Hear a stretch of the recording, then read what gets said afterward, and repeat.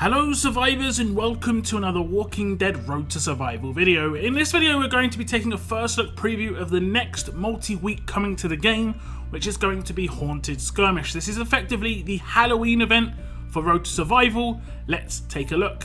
Reading through the intro of the event, it says, Haunted Skirmish, as autumn sweeps in, turning trees auburn and gold, you feel a familiar spooky chill creep in your bones. The night of ghouls, spectres and witches approaches, and not even the fact of being surrounded by literal proof that the undead already walk among us will deter our survivors from celebrating the best darn holiday there is.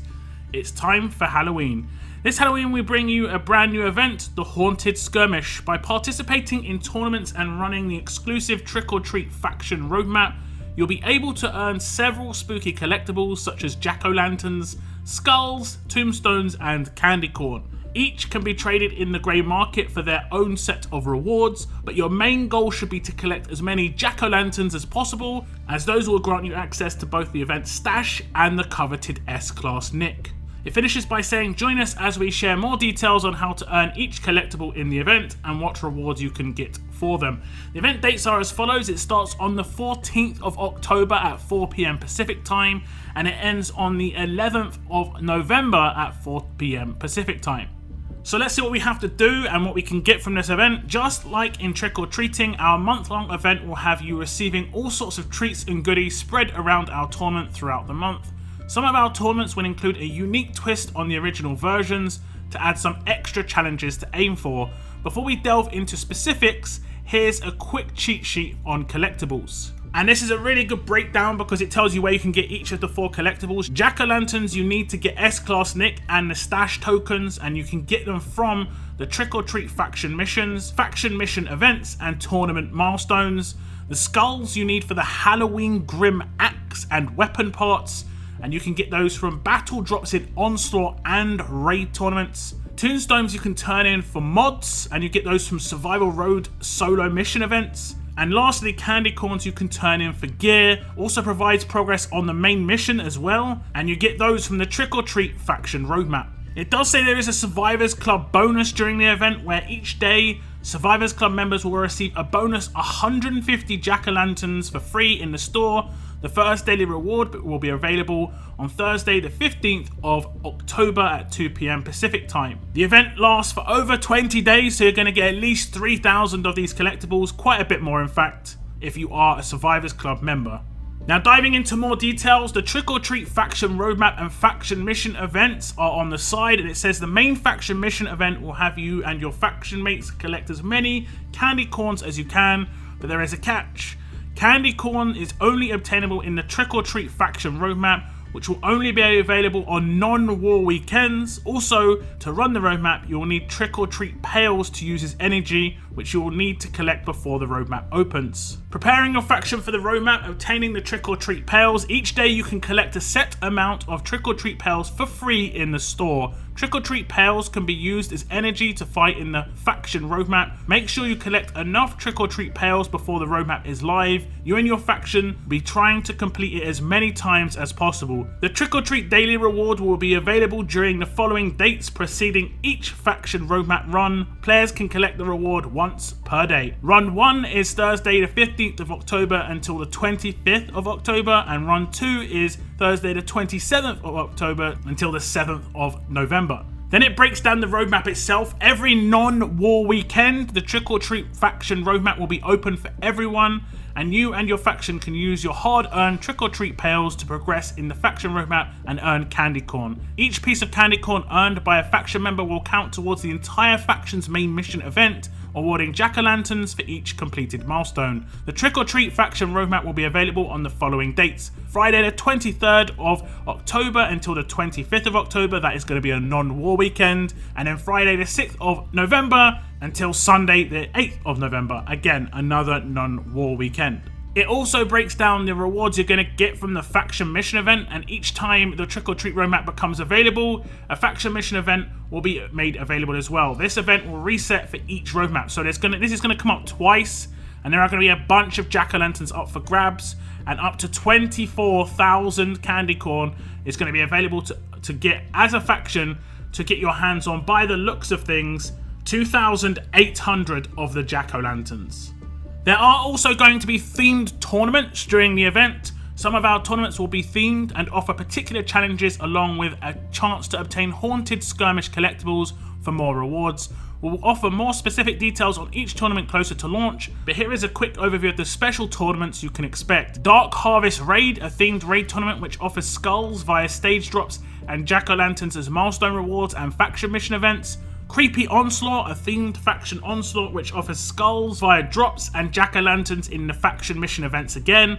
Haunted Road, a themed survival road tournament which awards tombstones in solo mission events and jack-o'-lanterns via milestones and faction mission events. And some information on the Dark Harvest Raid has actually dropped on the side. It's quite small, so we can quickly just check this out. It says your first chance to earn jack-o'-lanterns is here. While you continue to collect your trick-or-treat pails in the daily free gift, the Dark Harvest brings tournament offerings and the chance to earn jack-o'-lanterns, a little bit of spelling mistakes here, in milestone rewards and skulls in raid drops. So this does mean every time you do a raid you are going to get drops, which is actually nice.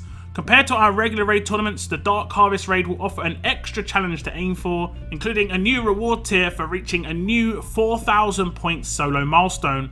Remember, collecting jack-o'-lanterns will get you one step closer to unlocking S-Class Nick and skulls for claiming the Halloween Grim Axe. But there is also some information on this tournament, this particular raid tournament, in terms of the dates. This was already announced on the calendar, but it's going to start on the 14th and end on the 16th. There is also confirmation of new milestones as well, being 3,200 and 4,000.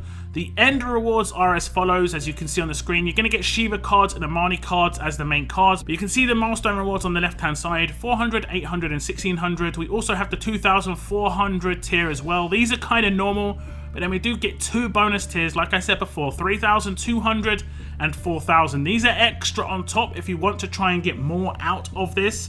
And you can get an extra 350 jack-o'-lanterns from this, as well as some bonus armory tokens and league tokens. So it does look like the themed tournaments are going to run throughout this Halloween event. So if there are any other raid tournaments during this, it'll probably be another Dark Harvest raid tournament, but it will no doubt be announced separately once it is due to drop. Now, of course, you will want to see the rewards from this, and it says each collectible will offer their own set of specific rewards, with jack-o'-lanterns holding the top prize and access to S-Class Nick. Now, they did also link my video of Nick in the blog post. If you want to go and check this out, you should see this in the top right-hand corner dropping down. I go over Nick, all his abilities, and show what he can actually do. He is a very good character and definitely counters some issues within the scene at the moment. So go check that video out if you do want to see what Nick is like as a character.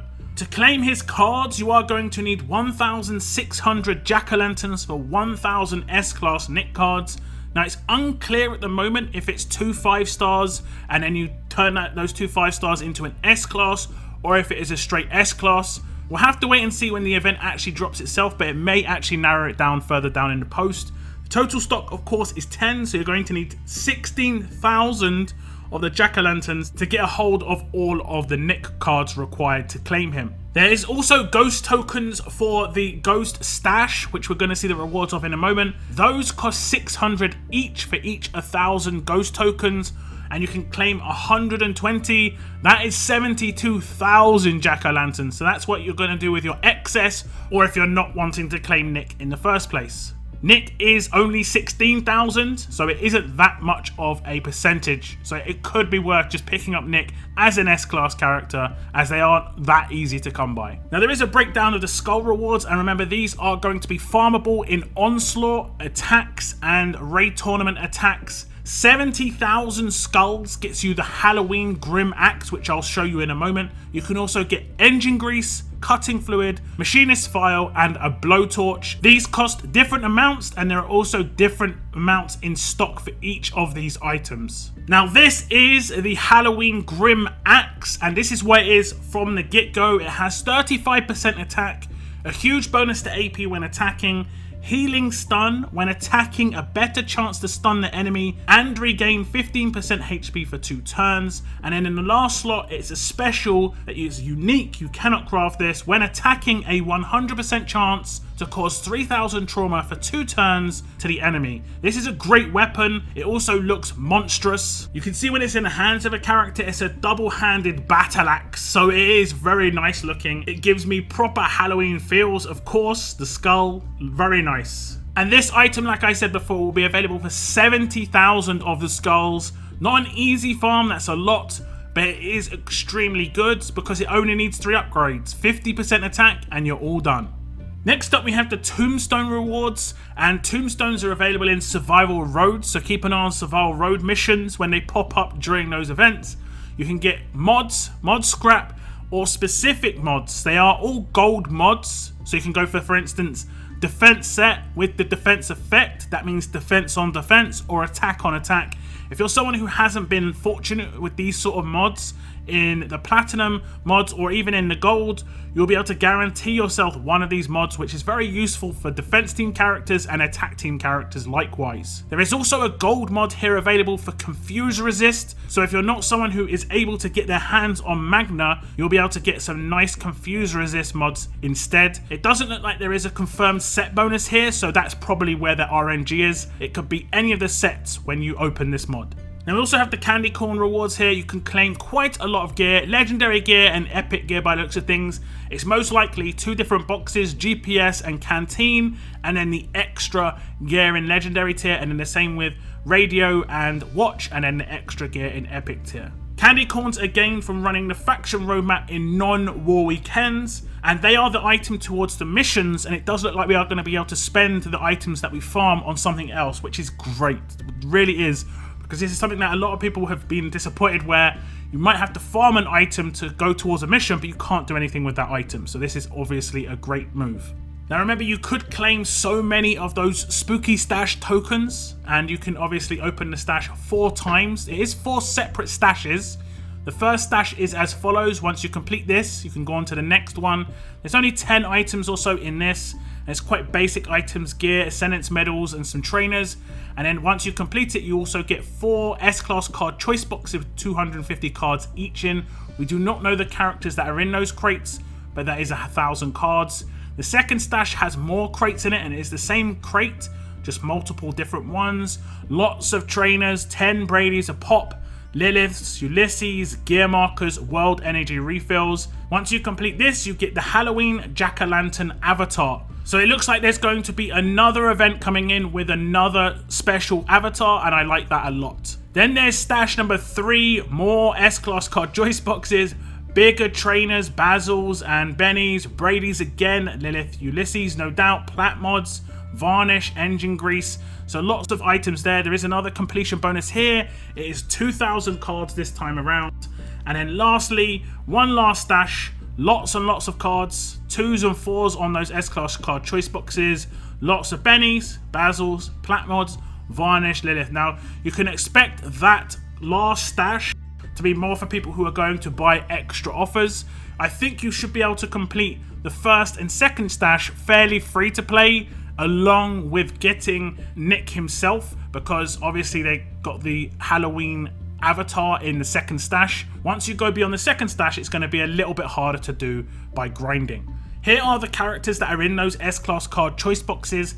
S-Class card choice box A is in stash 1 and 2, and it's Raulito, Secretary Guo, Lao Po, and Dayu. And then S-Class card choice box B is in stash 3 and 4. You get Frost, Rick, Beta, or Mr. Lou. I'm a little bit disappointed with choice box A, especially just the fact that they don't have characters that are going to be like super useful. I think if they had all the characters that were previous event characters in here and a couple of other characters as well, that would be great. Personally, I want to pick up Aaron pretty badly because I've obviously had 2 leaders taken away from me in terms of Jackie and Mercer, and having accessibility to a free-to-play leader is quite important.